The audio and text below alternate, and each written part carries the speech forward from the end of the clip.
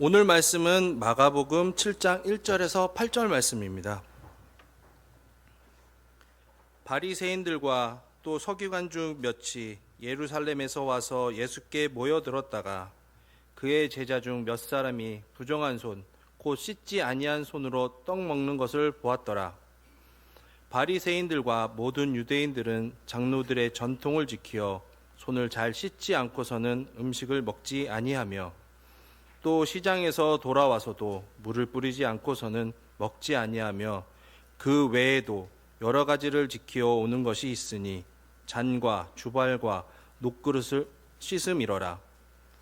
이에 바리새인들과 서기관들이 예수께 묻되 어찌하여 당신의 제자들은 장로들의 전통을 준행하지 아니하고 부정한 손으로 떡을 먹나이까? 이르시되 이사야가 너희 외식하는 자에 대하여 잘 예언하였도다. 기록하였으되 이 백성이 입술로는 나를 공경하되 마음은 내게서 멀도다. 사람의 계명으로 교훈을 삼아 가르치니 나를 헛되이 경배하는도다 하였느니라. 너희가 하나님의 계명은 버리고 사람의 전통을 지키느니라. 아멘. 우리 귀한 찬양과 기도와 또 말씀 봉독에 감사를 드립니다. 우리 성도님들의 삶에 곳곳마다 늘 부어주시는 그 하나님의 신령한 은혜가 가득하시기를 주님의 이름으로 축복합니다.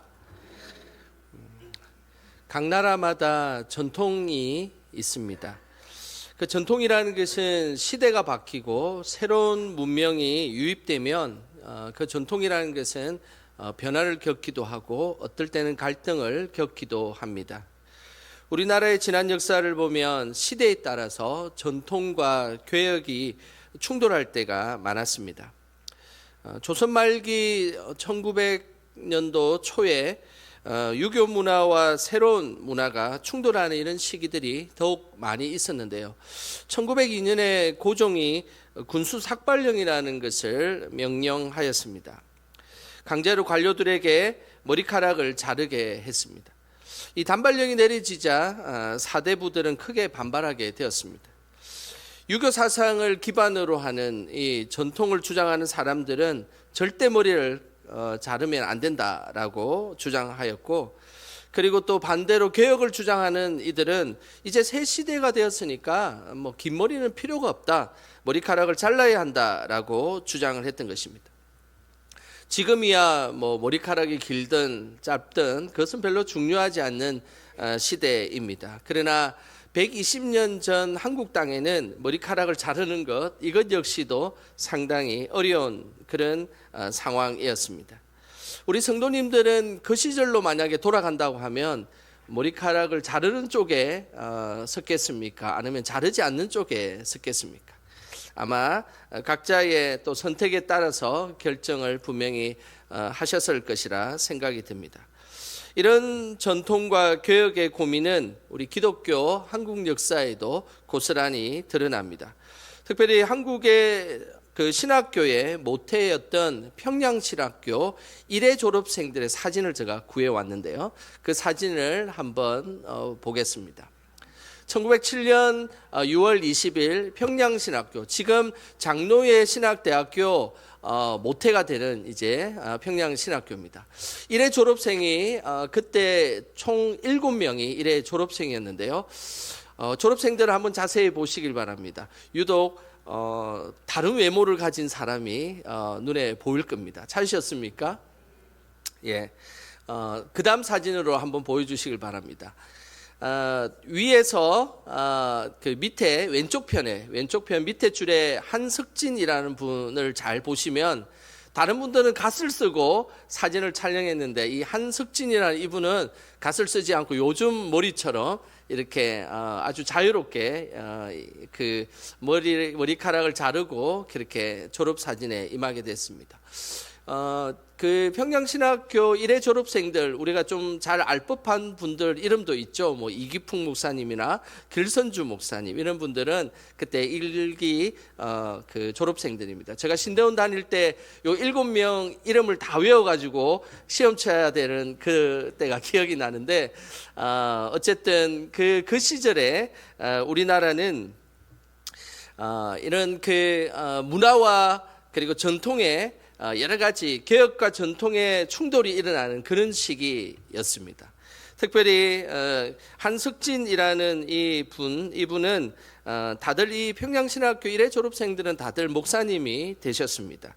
이 한석진 목사님은 평안북도에서 목회를 하셨고 민족 지도자였던 안창호, 이성과 같은 아주 민족의 지도자들을 전도하여서 크리스찬으로 만들었던 아주 유명한 목사님이십니다.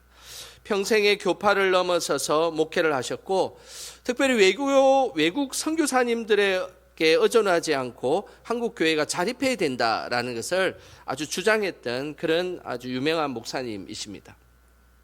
분명한 것은 좋은 전통을 가지고 있는 것, 그것은 참으로 중요한 일입니다. 그래서 좋은 전통은 잘 지켜나가야 할 것입니다.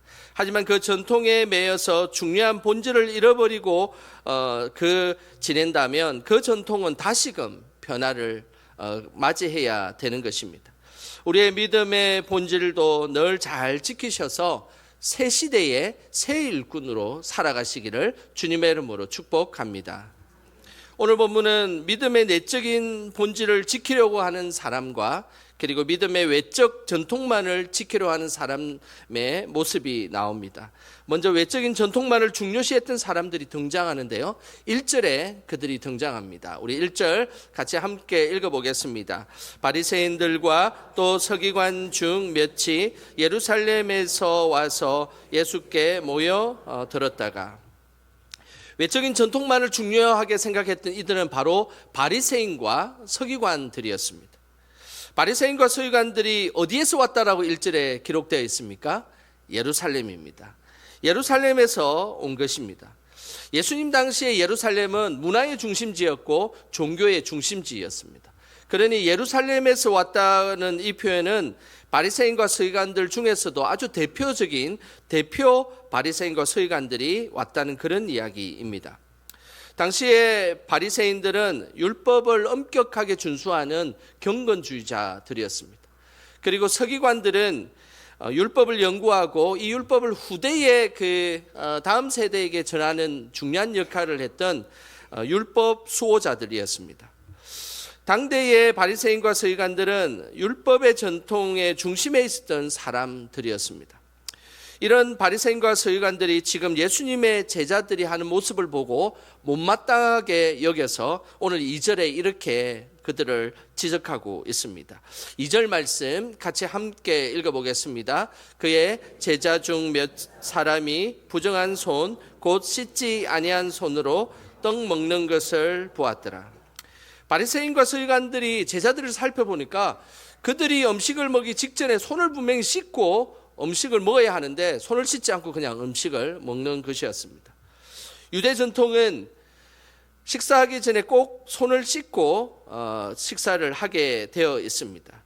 그 전통을 제자들이 지키고 있지 않았던 것입니다. 이 유대의 전통, 손을 씻는 이 전통은 갑작스럽게 생긴 것은 아닙니다. 바벨론 포로 전후로 이 중요한 전통이 나누어지는데 바벨론 포로 전에는 손을 씻는 이 전통은 제사장들이 제사를 지내기 직전에 제단 옆에 물두멍이라는 것이 있었습니다. 그래서 그 물두멍에 이렇게 손을 이렇게 씻고 제사를 지내는 그런 중요한 정결 의식이 있었습니다. 그런데 이제 이게 바벨론 포로 이후에는 이게 또 세월이 지나다 보니까 제사장들에게만 적용되었던 그 율법이 일반인들에게도 고스란히 적용이 되면서 일반인들도 손을 씻고 그 음식을 먹게 되었던 것입니다. 음식을 먹는다는 것, 그것은 하나님께서 주신 것이기에 제사를 지내는 것과 동일하다라고 그들은 생각했기에 음식 먹기 전에도 손을 다 씻고 음식을 먹어야 된다라고 생각을 했던 것입니다.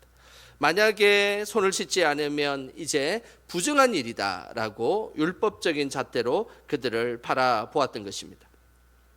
예수님 시대는 이제 또 세월이 흘렀습니다.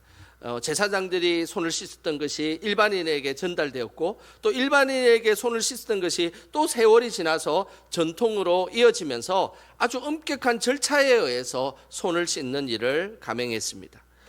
사진을 한번 보겠습니다. 여기 사진에 나와 있는 것처럼 예수님 당시에는 손을 씻기 위해서는 기본적으로 흐르는 물을 떠와야만 했습니다. 그리고 이런 주전자와 같은 곳에 손을 씻을 때 이 손을 그 흐르는 물에 씻어야 되기 때문에 항상 이렇게 주전자 같은 이것에 물을 부어 가지고 손을 씻는데 순서가 있습니다. 오른쪽을 먼저 씻고 왼쪽으로 이렇게 씻어야 합니다. 그리고 또 손바닥만 씻는 것이 아니고 손을 돌려서 손톱과 또 손가락 사이도 이렇게 씻어야만 했습니다. 그리고 손 씻기를 다 마친 후에는 하시딕 유대교 기도서에 나오는 브라카라는 감사 기도문을 낭독해야만 했습니다.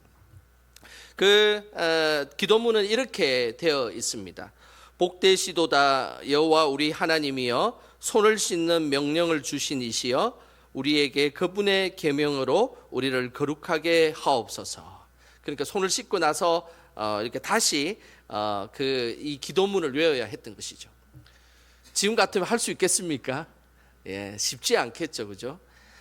그런데 그때 당시에 그 유대는 전통과 전통이 이어지면서 그냥 씻었던 제사장들만 행했던 것들이 일반인에게도 전달이 되고, 그 일반인에게 전달되었던 것들이 그냥 절차와 이 어떤 법규들이 만들어져 가지고 아주 엄격하게 물 씻는 것도 손을 씻는 것도 절차와 법도에 따라서 진행되었던 것입니다.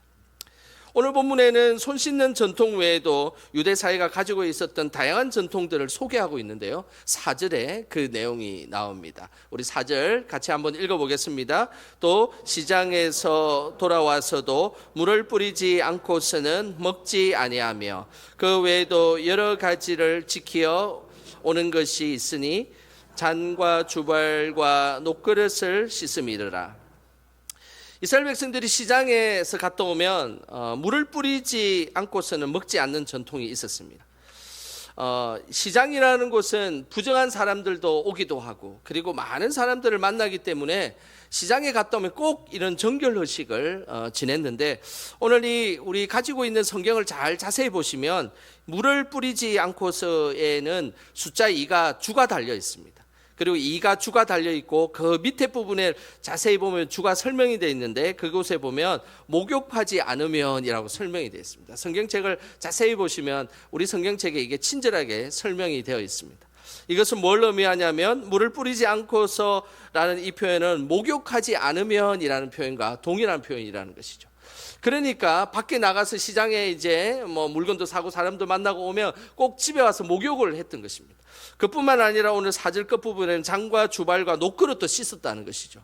우리는 음식을 먹고 나면 이제 설거지를 하고 깨끗하게 씻어 놓으면 그냥 바로 사용하지 않습니까? 그런데 유대 민족들은 바로 사용하지 않고 그걸 다시 한 번 또 설거지를 한 번 더 합니다. 그리고 나서 음식을 먹었던 것이죠. 음식 먹기 너무 힘들지 않습니까? 예, 손도 뭐 규칙대로 이렇게 착착착 해야 되고, 그리고 또 뭐 시장에 갔다 오면 뭐 샤워도 해야 되고, 그리고 또 이 그릇을 또 다시 또 세척해서 음식을 먹어야 하고, 야, 이거 참 만만치 않습니다. 이런 전통들이 처음에는 쉽게 이루어졌던 전통들이 세월이 지나면서 더해지고 가지고 엄격한 전통으로 지내게 되었던 것입니다. 이처럼 유대인들의 전통은 상상을 초월할 정도였습니다. 작은 것 하나도 지켜야 하는 그런 전통이었습니다.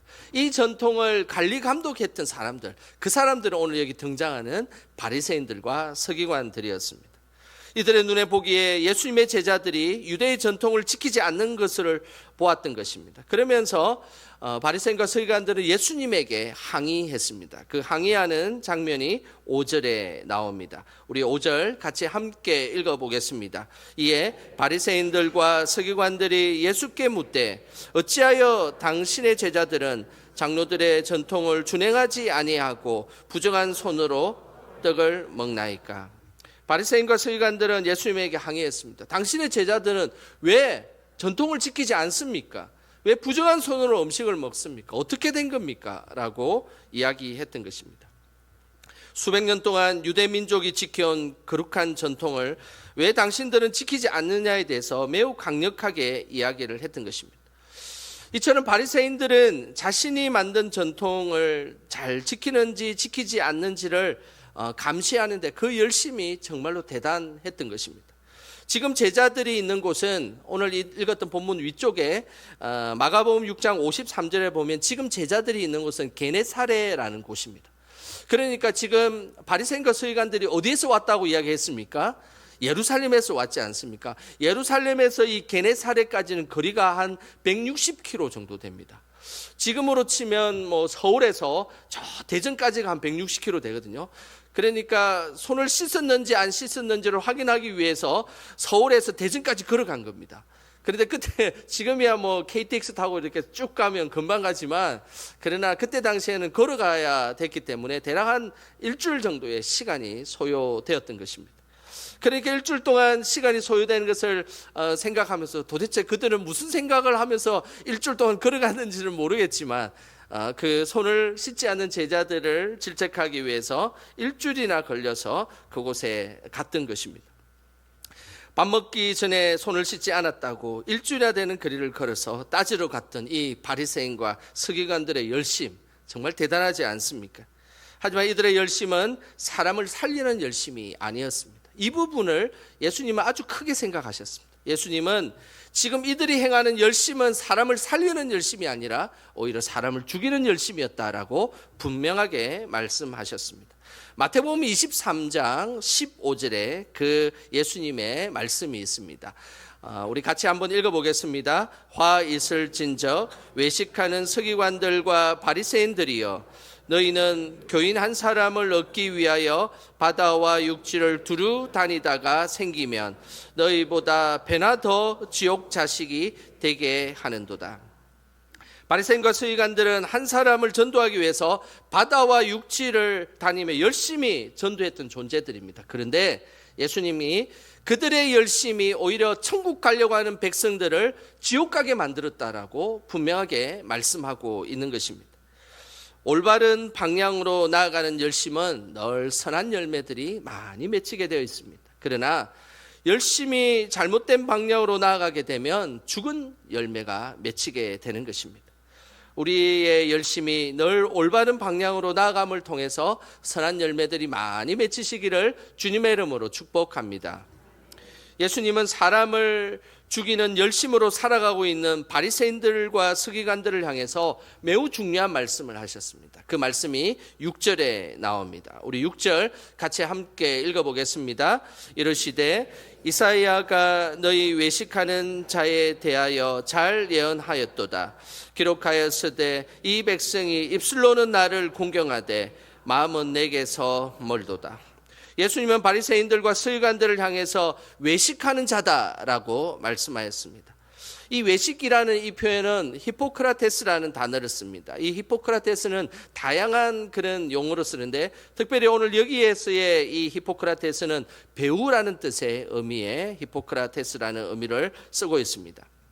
그때 당시에 배우는 여러 사람이 그 배우 역할을 하는 것이 아니라 한 사람이 다양한 가면을 쓰고 이렇게 배우 역할을 했습니다. 그래서 사람은 한 사람인데 왕의 가면을 쓰면 또 왕이 되었다가 또 뭐 노예의 가면을 쓰면 노예가 되었다가 군인의 가면을 쓰면 또 군인이 되었다. 이렇게 그 당시에 배우들은 역할을 감당했습니다. 그러면서 중요한 것은 이 배우 신하가 되기도 하고 왕이 되기도 한 이들은 사실은 가면을 무엇을 쓰냐에 따라서 달라졌던 것입니다. 이 배우의 특징을 이야기하면서 겉과 속이 다른 사람이다라는 것을 예수님께서 말씀하셨던 것입니다. 하나님은 바리새인들과 서기관들이 겉과 속이 다르다고 말씀하셨습니다. 이들은 입술로는 하나님을 공경하고 겉으로는 하나님을 공경하지만 정작 마음으로는 하나님을 공경하고 있지 않다라고 말씀하셨던 것입니다. 이런 사람들을 향해서 히포크라테스인 외식하는 자라고 예수님께서 말씀하셨던 것입니다. 하나님은 우리의 삶에 겉과 속이 하나 된 사람이기를 원하십니다. 입술로 하나님을 공경했다면 우리의 마음도 똑같이 하나님을 공경하며 살아가는 것, 이것이 믿음의 사람임을 우리에게 말씀하고 있습니다. 그것은 인간관계도 마찬가지입니다. 겉과 속이 같은 사람이 더 하나님 앞에서 그리고 사람들 앞에서도 신뢰를 얻게 되는 것입니다. 이혜인 수녀가 쓴 속마음이라는 아주 유명한 시가 있습니다. 그 시에는 우리의 마음의 겉과 속이 같아야 한다라는 그런 바람이 담겨 있는 시인데요. 그 시를 제가 한번 소개하도록 하겠습니다.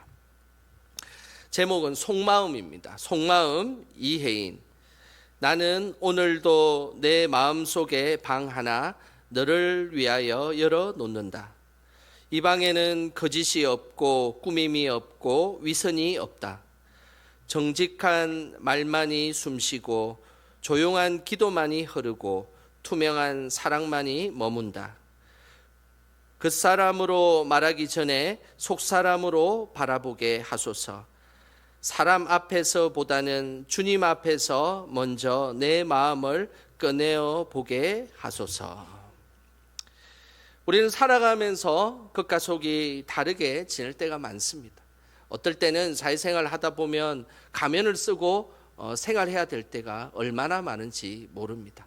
그런데 중요한 것은 우리가 겉과 속의 그 차이가 많아지며 살아갈수록 더 우리는 그냥 배우처럼 그냥 무대에 올라 있는 그런 피에로처럼 살아가게 된다는 사실입니다. 바라기는 늘 우리 주님 앞에서 우리의 마음을 먼저 꺼내어 보임을 통해 겉과 속이 하나가 된 사람으로 살아가시기를 주님의 이름으로 축복합니다. 예수님은 위선적인 모습을 보이고 있는 바리새인과 서기관들에게 본질이 무엇인지를 정확하게 말씀하셨습니다. 그 내용이 8절에 나옵니다. 우리 8절 같이 함께 8절을 읽어 보겠습니다. 너희가 하나님의 계명은 버리고 사람의 전통을 지키느니라. 바리새인과 서기관들의 잘못은 사람의 전통, 사람들이 만든 그 전통을 지킨다고 정작 하나님의 계명을 지키지 않는 것이었습니다. 자신들이 만든 전통이 어느 순간에 하나님의 계명보다 더 중요하게 되었던 것입니다. 이것이 잘못되었다라고 말씀하셨습니다. 예수님은 전통이 무조건 나쁘다라고 그렇게 이야기하신 분은 아닙니다. 예수님은 필요한 전통, 중요한 전통은 그리고 좋은 전통은 잘 지켜야 한다라고 말씀하셨고 실제로 예수님도 전통을 지키셨습니다. 예수님도 유대 땅에 살면서 유대 전통을 지키셨습니다. 유대 전통에 따라서 8일 만에 예수님도 할례를 하셨고 그리고 유대 전통에 따라서 12살이 되었을 때에 성전에 가셔서 성인이 되는 준비도 하셨습니다. 뿐만 아니라 유대의 아주 중요한 전통이었던 절기도 잘 지키셔서 6월절 절기를 예수님도 지키셨습니다. 이처럼 예수님도 좋은 전통을 지키셨습니다. 우리 교회도 좋은 전통이 많이 있습니다. 요즘에 그 피택 항존직들이 열심히 교육을 하고 있는데요. 우리 교회 전통에 따라서 총회 신구약 성경 공부 엄청 열심히 하고 있습니다. 그리고 노예에서 실시하는 청지기 대학 10주 과정 이것도 지금 열심히 배우고 있습니다. 뿐만 아니라 제가 하고 있는 우리 교회 홈페이지 교육, 이단 교육, 정관 교육도 계속 잘 받고 있습니다. 우리 교회만 가지고 있는 한국 교회에 없는 피택 항존직에 대한 아주 좋은 전통이 있습니다. 그것은 우리 교회는 항존직이 되기 위해서 교회에 돈을 내지 않아도 된다는 것입니다. 저는 교육자로 지내면서 제가 보니까 50년 좀 넘는 세월 동안에 한 10교회 정도를 이렇게 거쳐갔더라고요. 그래서 10교회를 거쳐가면서 보니까 모든 대부분의 교회들이 항존직이 되면 장로님은 얼마, 안수 집사님은 얼마, 근사님은 얼마 이렇게 대부분 다 교회 전통회에서 교회에 돈을 내기도 했습니다. 하지만 우리 영광교회는 절대 그런 것이 없습니다. 오히려 임직식 때 옷을 사입으라고 교회에서 돈을 주는 그런 교회입니다. 여러분 다른 분들은 잘 모르셨죠? 네, 아시는 분들은 다 아실 겁니다. 우리 교회는 뭐 장로님이 되신다고, 뭐 근사님이 되신다고, 안수집사님이 되신다고 돈을 교회에서 요구하는 그런 교회가 아닙니다. 오히려 우리 교회에서 축하금을 주는 그런 교회입니다.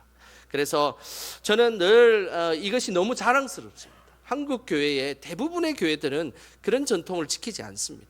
그래서 만나는 우리 교회 여러 가지 목회자들이나 친구 목사들에게 정말 제가 우리 교회의 그 전통에 대해서 입에 침이 마르도록 그렇게 계속 자랑하고 있습니다. 좋은 전통이라는 것은 앞으로 잘 지켜져야 할 것입니다. 그리고 그 전통을 통하여서 우리 교회가 더 발전하고 더 하나님께 영광이 될 것입니다. 하지만 전통이라는 이름으로 사람을 정죄하고 판단하고 있다면 그것은 분명 잘못된 전통입니다. 또한 전통이라는 이름으로 말씀보다 앞서고 예배보다 더 앞서려고 한다면 그것은 분명 잘못된 전통이기에 멈추어야 할 것입니다. 예수님은 사람이 만든 전통보다 더 중요하게 생각해야 될 것은 바로 하나님의 계명이다라고 말씀하셨습니다. 마태복음 22장 37절과 40절에 보면 우리가 잘 아는 그 하나님의 대표적인 계명이 나옵니다. 마태복음 22장 37절부터 40절까지 우리 같이 한번 읽어보겠습니다. 예수께서 이르시되 내 마음을 다하고 목숨을 다하고 뜻을 다하여 주 너의 하나님을 사랑하라 하셨으니 이것이 크고 첫째 되는 계명이요 둘째도 그와 같으니 내 이웃을 내 자신같이 사랑하라 하셨으니 이 두 계명이 온 율법과 선지자의 강령이니라. 교회의 어떤 전통이라도 하나님을 사랑하고 이웃을 사랑하는 계명보다 앞서지 말아야 합니다. 이것이 지켜질 때 교회는 믿음 안에서 던던히 서 나가게 될 것입니다. 뿐만 아니라 우리 개인의 신앙도 마찬가지입니다. 습관적으로 행하는 전통과 간섭보다 하나님을 사랑하고 이웃을 사랑하는 것이 우선되어야 합니다. 이런 믿음이 있을 때에 우리는 더 하나님께 가까이 나아가는 그런 믿음이 되는 것입니다. 하나님을 사랑하고 이웃을 사랑하는 그 계명이 늘 우리의 신앙의 우선이 되어서 신실하고 진실하게 하나님 앞에 나아가는 우리 영광의 모든 성도들 되시기를 주님의 이름으로 축원합니다. 이 시간 우리 찬양하며 기도하는 시간 갖겠습니다. 오늘 찬양의 가사대로 신실하게 진실하게 거룩하게 살게 하소서. 찬양의 가사에 우리의 믿음을 담아서 찬양하겠습니다.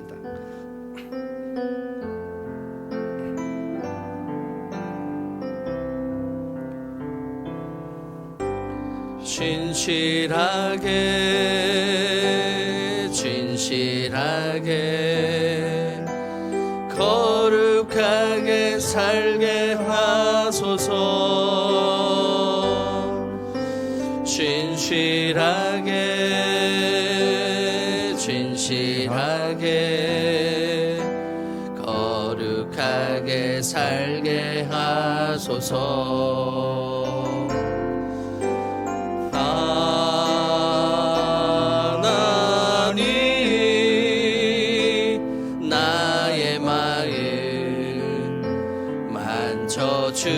주소서. 하나님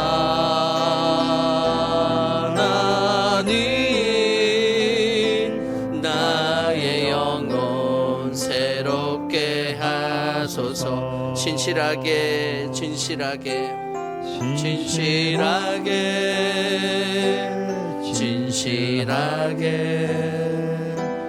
거룩하게 살게 하소서. 진실하게 진실하게 거룩하게 살게 하소서.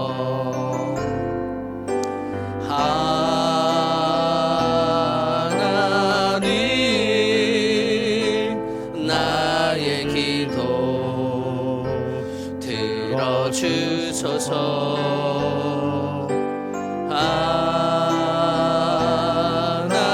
하나님 주의 길로 인도하소서. 이 시간 우리 합심하여 함께 기도하겠습니다. 하나님, 우리의 믿음이 하나님 앞에서 신실하게 진실하게 거룩한 믿음이 되게 하여 주시옵소서. 하나님 늘 변함없이 하나님 사랑하고 이웃 사랑하는 것이 우리의 삶의 우선이 되게 하여 주시옵소서. 우리 교회도 아름다운 믿음의 전통들이 계속해서 이어지게 하여 주시고, 하나님 앞에 부족한 전통이 있다면 하나님 변화시켜 주시옵소서. 우리의 믿음도 늘 하나님 앞에 선한 방향으로 나아가게 하여 주시고, 선한 열매들이 많이 맺히는 믿음이 되게 하여 주시옵소서. 이 시간 우리의 그런 믿음과 그리고 우리 교회를 위해 이 시간 주여 한 번 더 크게 부르고 합심하여 기도하겠습니다. 주여, 하나님 아버지, 은혜의 은혜를 더하며 하나님 앞에 나아갑니다. 성령 하나님 함께하여 주시옵소서. 성령 하나님 기름 부어 주시옵소서. 우리의 믿음이 하나님 더욱더 신실하게 진실하게 거룩한 믿음이 될 수 있도록 주님 인도하여 주시옵소서. 하나님을 사랑하는 그 마음, 그리고 이웃을 사랑하는 그 마음이 늘 하나님 앞서게 하여 주시고, 다른 어떤 것들보다 하나님 늘 앞설 수 있도록 도와주시옵소서. 귀한 교회에 하나님 귀한 전통을 만들어 주셨던 하나님, 60년의 세월 동안 우리 영광교회를 지켜주시고 아름다운 전통들을 잊게 하신 하나님, 그 전통들이 잘 이어지게 하여 주시고, 그렇지만 하나님 앞에 부족했던 전통들이 있다면 하나씩 바꾸어감을 통하여 선한 열매가 많이 맺히는 우리 교회 될 수 있도록 도와주시옵소서. 우리의 믿음도 그렇게 하나님을 향한 그 열심이 사람을 살리는 열심이 될 수 있도록 주여 역사하여 주시고 주님 인도하여 주시옵소서. 하나님 아버지, 우리를 변함없이 사랑해 주셔서 감사드립니다. 하나님을 신실하고 진실하게 사랑하는 저희들이 되게 하옵소서. 사람이 만든 전통이 하나님의 계명보다 앞서지 않게 하옵소서. 우리의 열심이 하나님께로 향해서 우리의 삶의 자리에 선한 열매가 많이 맺히게 하여 주옵소서. 우리 삶의 목적이 되어 주시는 예수님의 이름으로 기도드립니다. 아멘.